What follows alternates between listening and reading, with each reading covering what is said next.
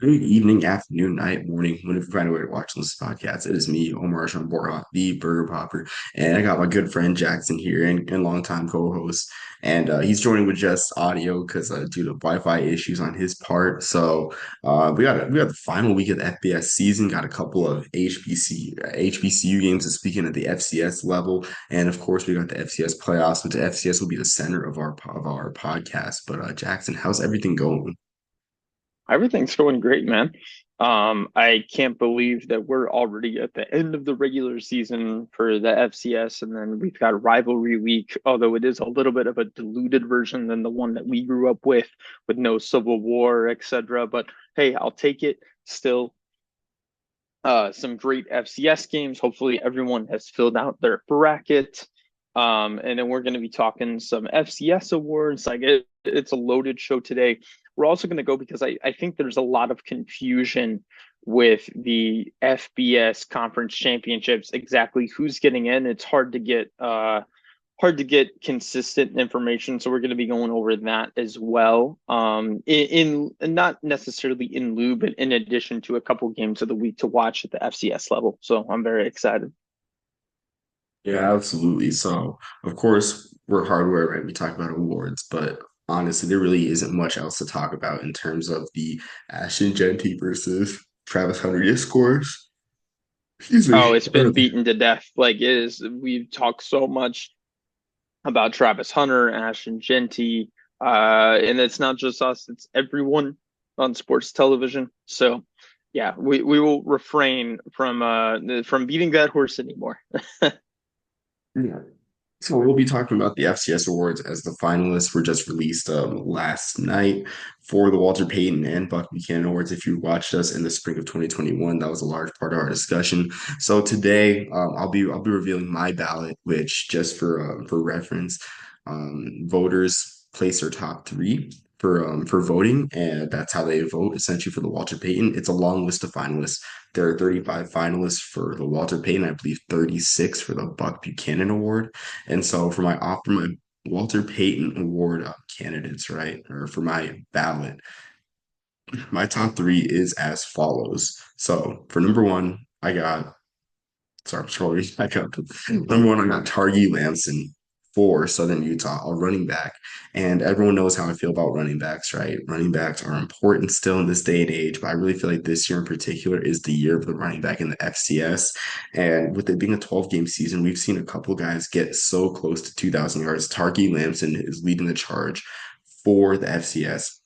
He has over 1,900 yards for Southern Utah. And I just don't think you just don't, I don't think you can avoid giving the Walter Payton Award to Lamson in this year with 1,900 rushing yards, especially in a year when honestly the quarterback play has been really good, but it's been like nothing spectacular in terms of looking back at past contenders, right? Because a lot of times um, you have really sensational quarterback seasons and quarterbacks on the best teams. It's not like Heisman where it's best quarterback on the best team, but there really hasn't been like too many sensational quarterback seasons that really overcome Lamson, what Lamson's done at the running back position, in my opinion. So Lamson is number one for me. Number two for me, I have Kayvon Britton, who I thought Kayvon Britton was a favorite early on this year, which is how he started the year. But he has over 1,700 yards and 16 touchdowns for Tarleton State. Tarleton State being the playoff team. So I really feel like Lamson and Britton are one and two. I feel like in a lot of people's eyes, you might even have to switch Britain with Lamson because Britain is on the playoff team in Tarleton State. But Britain, 1,700 yards, and I feel like this year is the year to give the award to either one of those guys, in my opinion. You just have to. I forgot to mention Lamson's 23 touchdowns. And then number three, I think this quarterback doesn't have gaudiest stats, but I have Ralph Rucker. We've talked about Ralph Rucker a lot, and if you compare some of the quarterback stats of the guys playing on the contenders, right? You got Mark Gronowski, only had 17 touchdowns this year, 2,190 yards, less than 200 yards per game. Tommy Mellott from Montana State had 1,980 yards and 22 touchdowns and a single pick, as well as 600 rush yards, right? So less than 200 yards per game from Mellott as well. But if you look at Rucker and what he did for Bucknell, 2,800 yards in 12 games, nearly 3,000 yards, set Bucknell's single game passing record at 100 rush yards and 4 touchdowns, 29 total touchdowns. If you look at what he did for Bucknell and how much he meant for that team and how close Bucknell got to being a generational team, having a generational season, I think you got to give the award to Ralph Rucker. But, or sorry, I think Ralph Rucker deserves merit. Of course, you don't got to give the award because he's third in my ballot, but Ralph Rucker's merit. And then, honestly, just on the outside looking in, I got Jamison Wong, the Baker Mayfield of the Upstate for Cornell. I mean, he was just sensational. I saw him in person last Saturday against Columbia, just a sensational player, and I hope he gets a chance to the next level because he's electric. He brings a different dynamic to the Cornell offense. But he was on my outside looking in for my ballot. I'm surprised. For a minute, I thought you were going to go with Shanderick Powell just to round it out with all UAC players. But no, great balance. Omar, thank you for your service and voting, and all the research you do on all these finalists. Thank God I don't have a ballot. I feel like it would cheapen it a little bit if I did, but I will go over a couple of my favorite guys. Although necessarily, I'm not saying that if I voted, they wouldn't necessarily be my ballot. But they are two of my favorite players from the year. Charles Grant, the left tackle from William and Mary. We love that an offensive lineman is nominated for this award. He's had 118 pass block snaps, only 2 sacks allowed in those in the year, 1 hit, 7 more hurries. The only maybe knock that you could put on there is 6 penalties for the year, which I'm not in love with that. But the expectation is that he will probably be the first FCS player drafted, maybe on even on day 2. He's got a Reese Senior Bowl invite, which is huge for a program like William and Mary. I believe it was delivered on campus by Jim Nagy as well. So Charles Grant is going to be a name to watch out for as we kind of move into draft season. And then Jeff Caldwell, someone that I highlighted as my player of the week in week 6, the wide receiver from Lindenwood. On the year, he's had 53 receptions for 1,032 yards and 11 touchdowns. 11 touchdowns ranks for 8th most in the country for what it's worth. He's averaging almost 20 yards a catch. He's 4th in Lindenwood history for touchdowns. He's a standout player for a school that's had a rough year, but anytime that you can produce on a team consistently that can't produce in the win column, it should be talked about more, right? And Jeff Caldwell has certainly been a bright spot for that program. Yeah, absolutely. I mean, just and that's an interesting thing about the Walter Payton and Buck Buchanan Award is like with the significant depth of finalists, you have really every single base covered in FCS football. You have great players on bad teams, great players on all right teams. You have leaders and national contenders, and that's something that's great. Like there is a flavor for everyone. It leads to really diverse voting. So that's something I love about voting for this award is the voting results are transparent and they're wide ranging. I mean, even one of the offensive finalists is in which it's debatable in my opinion, but it's great. It's great that he's on here. Elijah Howard of Central Connecticut State. They made the playoffs of the Northeast Conference. He only has 800 rushing yards, but Howard meant everything to that offense. So it's just a very wide range of players for these awards. So going on to the Buck Buchanan Award for my ballot might shock a few people, to be honest. So, of course, it's a pass rushers and linebackers award, right? There hasn't been a defensive back to win it as I'm checking it now. There hasn't been a defensive back to win it since Rasheed Mathis in 2002. The Jaguars, great. He was the last defensive back to win the award. It's been defensive ends, linebackers, and whatnot all these years. So I'm going to go for my first player for my number one vote. I'm going with Hayden McDonald of Columbia. And the stats might not be as gaudy. He has 68 tackles on the year in 10 games, five interceptions, 7 pass breakups. But if you look at what Columbia did this year, they won their second Ivy League title ever. Granted, it was a shared Ivy League title, but that's where the Ivy League does things. They won their second Ivy League title, their first in 63 years. And it was all because of the defense. Columbia's defense was dominant, 16.1 points per game. Now, granted, they had good performances and not great performances against Harvard and Dartmouth, which earned them the shared title. But watching that defense in person and watching them hold Jamison Long at bay of Cornell, intercepting him twice in the red zone. I mean, it was just something to see. And McDonald was a game breaker in the secondary, with the interception, with the five interceptions, and with how great that defense was. I don't think they're the same without McDonald. So McDonald gets my first vote. Number two, you have your typical pass rusher. I have Sakelby Givens. We all remember Jordan Lewis winning the Buck Buchanan Award a few years back. I want to say it was the pandemic season of 2020/2021 with all those tackles for loss that he wanted. But Gibbons follows in those same footsteps, and he should be a good one in the pros. 24 and a half tackles for loss for the Jaguars. And the country will get to see him in the Bayou Classic on Saturday on NBC. And then for my third, I got David Walker for Central Arkansas, another defensive lineman with 23 tackles for loss for the Bears. Dominant pass rushers, but I feel like in a year like this, with everything Columbia did, I really feel like you got to give the Buck Buchanan Award to Hayden McDonald. No, another great ballot. And like you said, it's the same as it is for Buck Buchanan as it is for Walter Payton, where there's a wide range, and maybe it is a little bit more limited to that front seven, or I guess front six in modern college football. Um, but it really is just a wide range of talent from geographically.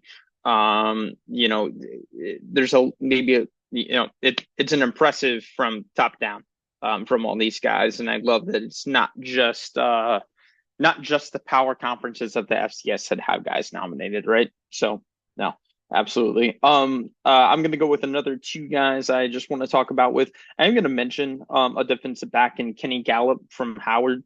The stats weren't necessarily mind blowing for a corner, although he is a lot more heavy in the backfield. He had 7 tackles for losses. Last year, he won the Aeneas Award. I hope I'm pronouncing that correctly. Aeneas Williams Award for the best defensive back in an HBCU. So hopefully he can get a second award under his belt. Again, this isn't really a defensive back award, but just wanted to mention Kenny at least. And then I'm going to go with another homer pick, a guy I've been talking about all year, Keyshawn James Newby, the edge rusher from Idaho. Been talking about him since week 1, where he dominated what we now know is a very good offensive line in Oregon. But he finished up the year with 54 tackles, 13 and a half tackles for losses, 9.5 of those are sacks, 2 forced fumbles, another 10 quarterback hurries, and a pass breakup. Idaho has had a great season, obviously getting a bye week in the FCS playoffs. And Keyshawn James Newby has been one of the highlights for, I believe he transferred from Montana Tech, if my memory serves me correctly. So he's had a fantastic year, and would love to see him win it. But like you said, there's just so many good guys and so many people that are just like so easy to pull for on this list. So Yeah, it's interesting you mention Gallup because Kenny Gallup, I feel like, is the very attractive pick if you're going to pick a defensive back because his stats are better than McDonald's, the 7 TFLs, the 3 sacks. He's really a game breaker at safety. He was on the Shrine Bowl 1000. I fully expect him to play in the East West Shrine Bowl. I don't know if he's gotten invited yet, but I'd be surprised if he doesn't. Kind of fits that mold, like fits that playmaking, like safety mold of like a Jamal Adams, like a Dayon Buchanan. that's the And I'm name that I thought of too, where he's just you're yeah, heavy behind the line of scrimmage. Yeah, yeah. yeah. So like great presence in the backfield. So like that's like very much the NFL draft insiders pick for this award. And Howard has had great defensive backs come from them before. Antoine Bethea, longtime Colts and 49ers defensive back, was a Howard alum, made the Pro Bowl with the Niners during I think it was the Chip Kelly year slash I guess either Chip Kelly or the early Shanahan years. So definitely a name that Niners fans remember from Harvard. So great. Great guys you showcased as well, Jackson. But I'm blessed. I'm grateful to God to be voting for this award. And yeah, I can't wait to see the results come out for it. So Jackson, I'll let you take the lead for the conference tiebreakers because you have more of a grip. You took the harder conferences than I did. I know that we're alternating a bit. So Jackson, why don't you start us off with the with the conference tiebreakers. I don't know which conference you have first though, but we'll just start I, from there. I have a bunch. I'll start with some of the heavier. Well, I'll go with two of the easier ones, right? So because we're gonna do all nine. We're not gonna unfortunately mention the Pac-12 as they had one conference game for the entire year, although they will have two next year, so they're doubling their entire total. Um, the Southeastern Conference, Georgia is obviously already in. College game day going to College Station for Texas and Texas A&M, most likely because that is a win and in game. Texas is a good team, but they haven't played two SEC teams even with a winning conference record, unlike UMass. And Texas A&M has had honestly like they've had a good season this year for a first year head coach. Mike Elko has like brought a lot of culture and toughness to this team that was really lacking it last year, but you cannot lose by 24 points to South Carolina and lose period to a team like Auburn, in my opinion, be under legitimate consideration as a playoff team. Now you could argue that teams that lose like that won't beat Georgia, period, and that could be true, but it's like if A&M wins the SEC, it's going to be very chaotic, in my opinion. But anyways, Georgia versus the winner of A&M versus Texas to go to the conference championship in Atlanta. And then the other, there are a couple pretty easy ones. The next one I'll go with is the ACC. Again, SMU is in. They're clinched. They might be the first conference champion to not get any revenue from the conference that they win. And all credit in the world to Coach Rhett Lashley. I mean, he could retire tomorrow and be the second winningest head coach in the 109-year history of SMU football. So Kevin Jennings has gotten a lot of buzz deservedly since Nick Saban called him the most underrated player in college football. His ability to keep his eyes downfield while scrambling and eluding is very impressive to watch, and he's had a great year. But to play SMU in the conference championship, it's pretty simple. Miami is in with a win at Syracuse, which isn't a guarantee, in my opinion. I wouldn't discount Syracuse has had a few, rough weeks ever since the Pitt game, but I wouldn't discount them entirely. And Clemson doesn't necessarily need a win because they play South Carolina out of conference, but they need Miami to lose, and then they would have the tiebreaker. So if you're a Clemson fan, you're definitely going to be pulling for Syracuse this week. And then again, just three lost conference champions fascinate me. I would certainly love that Yeah, Clemson does exactly. end up losing to South Carolina. But yeah, we'll see. Yeah, I think your point's interesting on Texas A&M, because I feel that's a chaotic scenario that people are overlooking. I've overlooked it myself too, because all the chaos is directed towards Big 12, which we're going to talk about in a second. But it's just interesting too because I didn't think about really the winner of Texas A&M Texas being an SEC title game and how that would essentially steal a spot from, well, maybe it wouldn't steal a spot because I think Georgia would be booted, but that's just an interesting situation with the chaos indeed, because a two-loss Texas is in.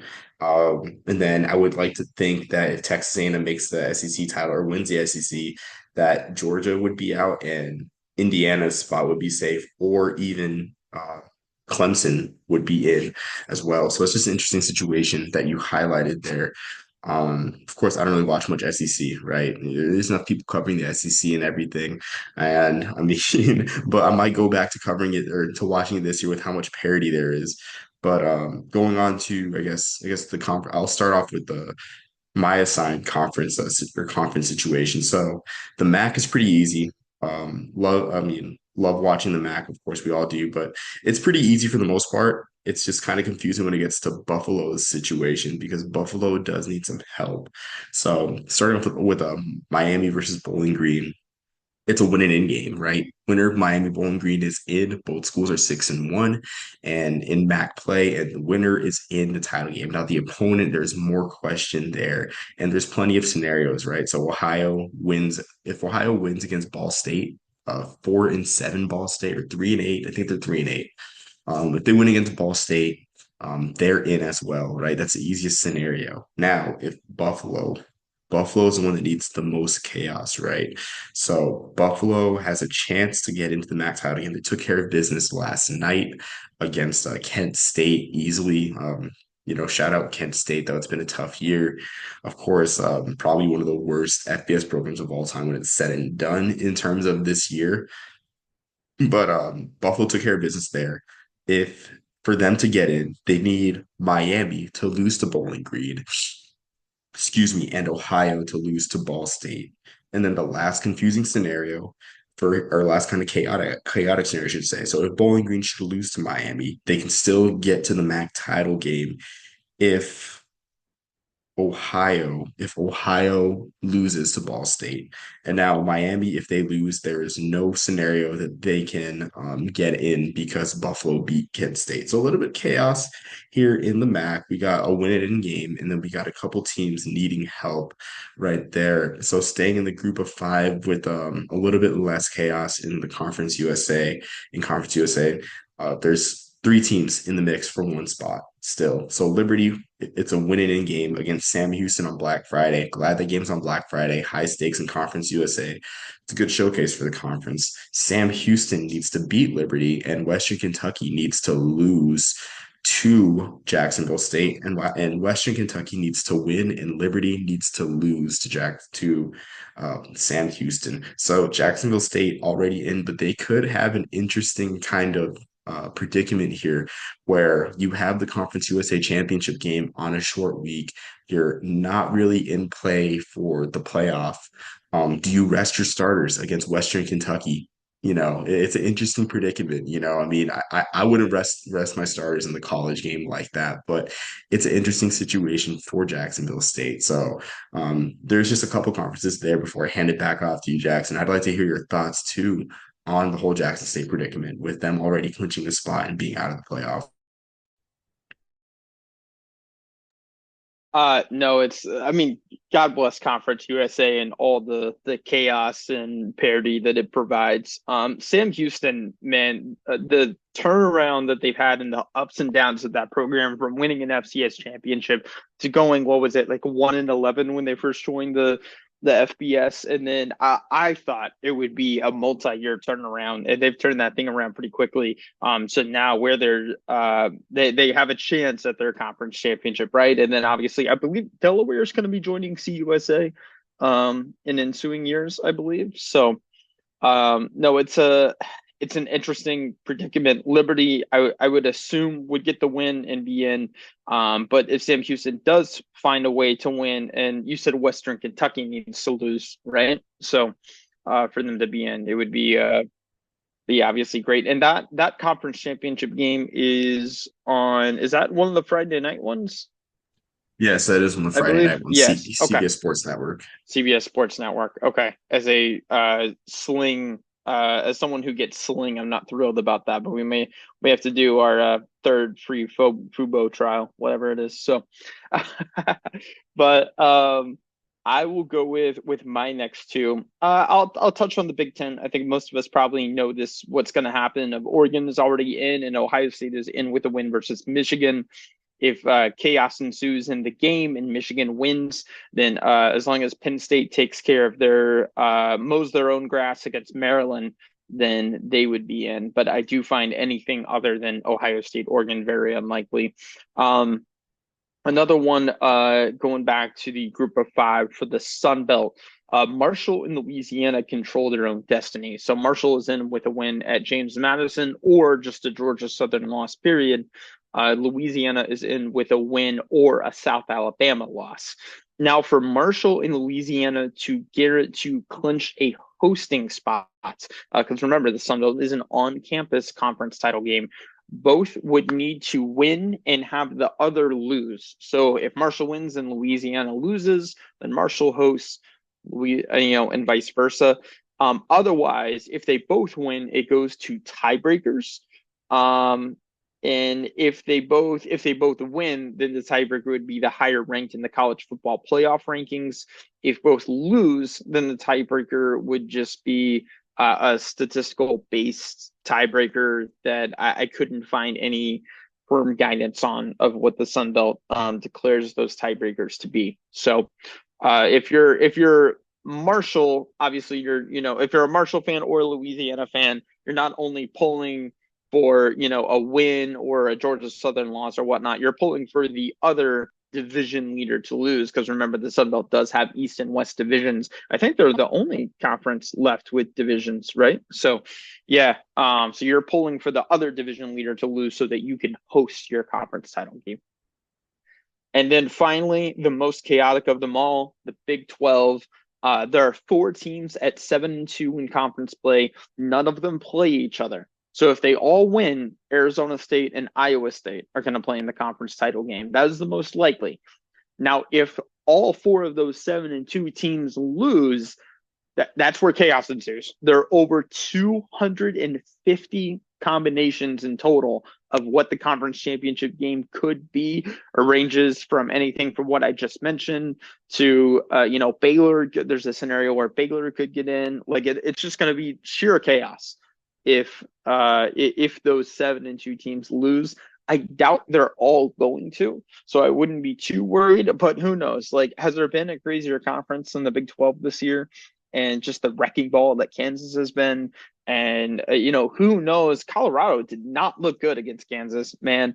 So I have no idea what's going to happen, but we'll find out. So Yeah, and an interesting thing about the Sun Belt that you didn't mention, Jackson, is with the West Division, Louisiana and South Alabama. Louisiana, of course, everyone's thinking that they're in, but they need to win or South Alabama needs to lose on Friday to Texas State. So Louisiana plays ULM in the Battle of the Bayou, of course. South Alabama, though, has a head-to-head tiebreaker with one conference loss, or actually with two conference losses, excuse me. So Louisiana loses to ULM, a ULM team that has a lot to play for in playing for the first bowl bid since 2012.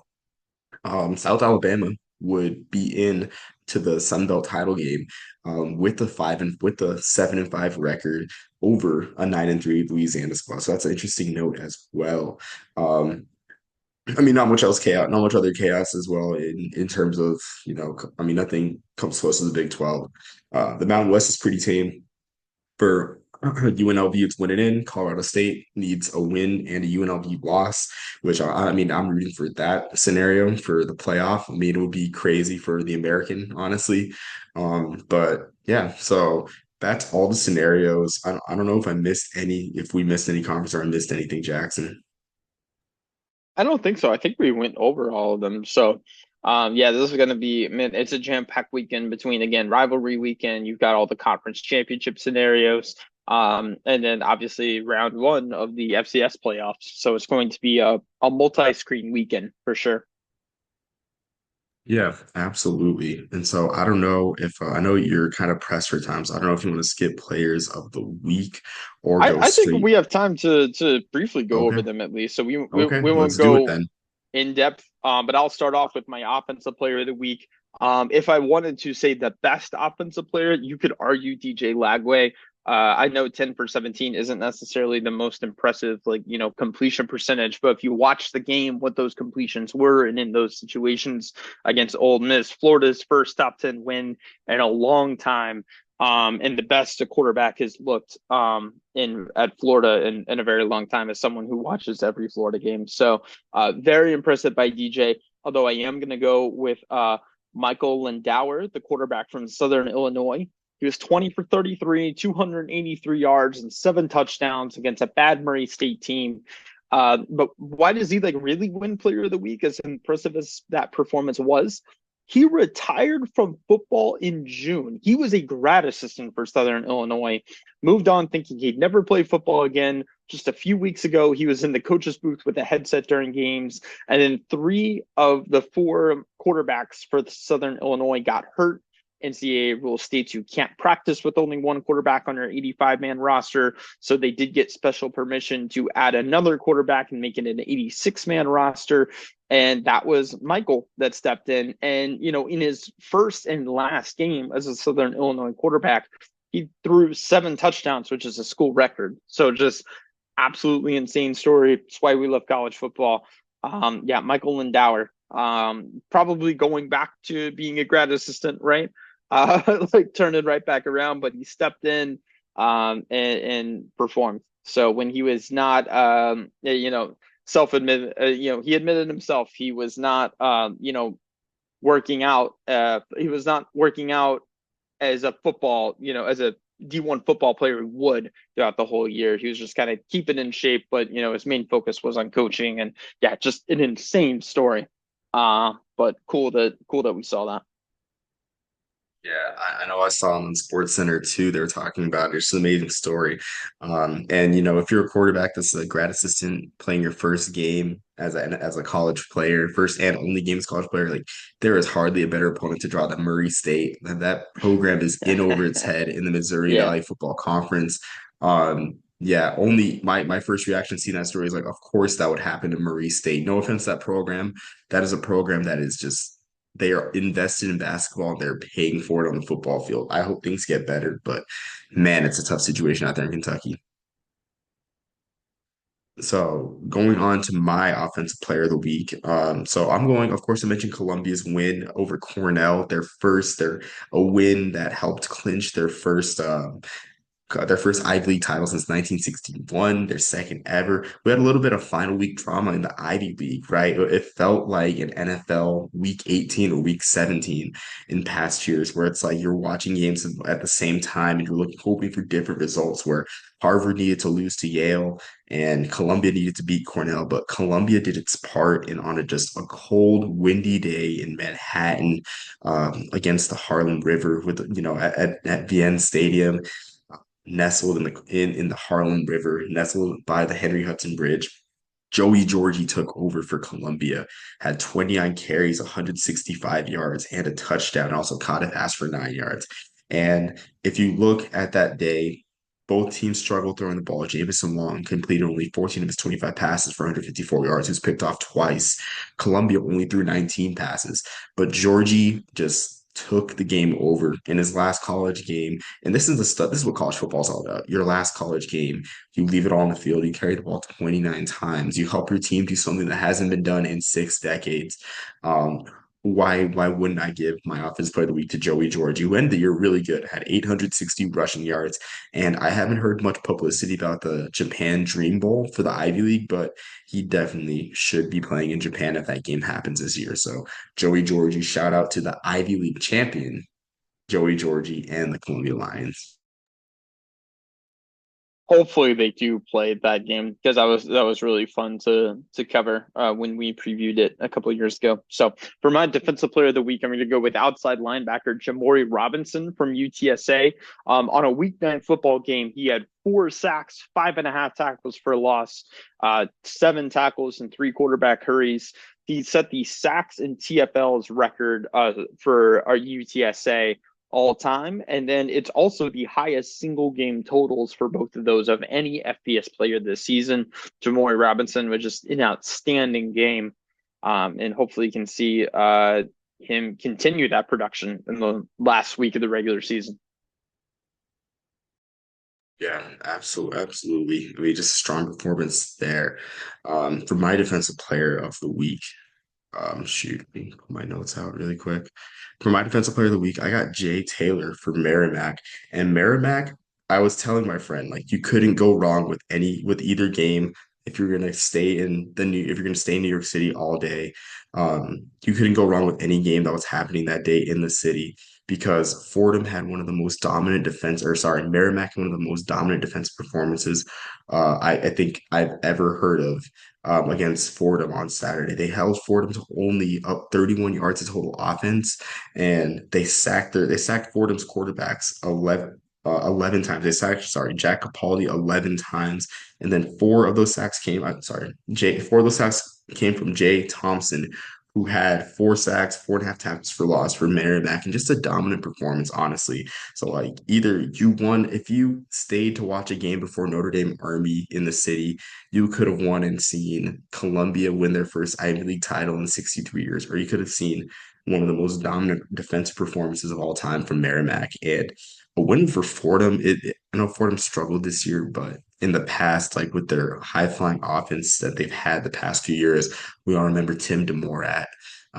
This year is a bit of an off year, but this is a good win for Merrimack and under the radar. Merrimack won 5 games. If you remember in week one, they gave Air Force all they could handle in the 21-6 loss on CBS Sports Network. So this is a program that I think is on the rise, but you kind of wish that they played in a conference. But man, Jay Thompson, an outstanding game with four sacks on a defense with 11 sacks. I went out to lunch yesterday with my wife, and actually at the table next to us were some Merrimack players. So I should have asked, what was the scheme, guys? Like, what was the thought going into it? I did not bother them though. But for my HBCU player of the week, gonna go with Desheen Jackson, the safety from Bama State. 6 tackles and 1.5 tackles for losses. 1.5 tackles for loss. They had a 9-6 win over Prairie View A&M. Defense obviously wins the football game when the final score is 9-6. I'll give you this comparison. The Sheen Jackson is the 2024 Alabama State Prairie View A&M, as Morris Claiborne was to 2011 LSU Alabama. So if that gives you a good comparison. So Geez, Morris Claiborne. I haven't heard that name in a while. Not as much of an NFL that's a fan, deep so pull, right? Yeah. that is a very deep pull. So I'll go with my HBCU player of the week. I'm going with Morgan State running back Jason Collins Jr. Jackson, of course, as you say, you can't catch, you can't play. Jason Collins Jr. had 12 carries for 114 yards and 2 touchdowns, and he also caught 7 passes for 89 yards. And this is the guy that, of course, reminds me, draws comparisons probably to a lot of Bear fans, to Alfonso Graham. Similar body type, similar ability in running and receiving the ball. He's a freshman, so Morgan State, I always think that they're a year away, right? They went 6-6 under the radar, but struggled in MAC play against the teams where I guess it mattered most. They still finished 3-2, a respectable 3-2, but maybe next year is Morgan State's year, but it seems like they have better tools on offense than they did last year. And they had a close loss to North Carolina Central. The only really embarrassing blemish in conference play for them was a 54-7 loss to South Carolina State. But I mean, no one was stopping South Carolina State and Eric Phoenix this year. So, but but yeah, for my HBCU player of the week, Jason Collins Jr. Definitely going to be a back to watch in the next few years, and definitely following that Alfonso Graham mold. No, that's a good comparison. I love that. No, that's perfect. Man, no, we crushed it on time today. That was like a very fast podcast, and I feel like we covered a lot more than we usually do. So Yeah. So I think I'm just going to spotlight a couple games at the FCS level. I don't really have any FBS games of the week. So we got Rhode Island playing their first playoff game in almost 40 years, first playoff game since 1985. They will host Central Connecticut State, led by Walter Payton Award finalist Elijah Howard, as I mentioned before, with over 800 rushing yards on the year. Just this will be a battle of running backs. Malik Grant backed up Julius Chestnut Jackson, if you can believe, backed him up at Sacred Heart. Grant has 3 1,000 yard seasons in his career, went off for over 200 yards against Bryant this year. Definitely a running back showcase here. And the game's not on Flow Sports. It's a Rhode Island home game. It's not on Flow Sports. People actually get to watch it for once.